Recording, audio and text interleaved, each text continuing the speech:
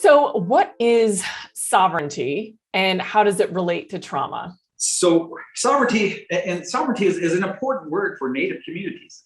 And sovereignty in the socio-cultural perspective is we are autonomous in our capacity for laws, in finances, in ceremony, and language. That's what sovereignty is in that socio-cultural perspective.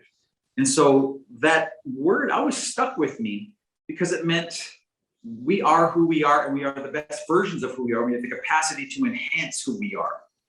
And the more I started doing trauma work, trauma really wants to limit those things. Everything I listed about how we can become autonomous and take care of ourselves and believe in ourselves and strive and thrive. Trauma, that's the opposite of what trauma wants. Trauma's goal is to have a person hiding in their bedroom underneath the covers, shaking. That's trauma's end game. And being a bully like that, I think, well, that's the opposite of what I want for myself, my kids, my community, people in general, the folks I work with.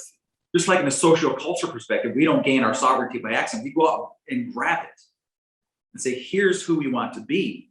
And when working with traumatized folks, the generating that belief that I can reclaim this thing that trauma is trying to steal away from me insidiously, little by little, or sometimes in big chunks.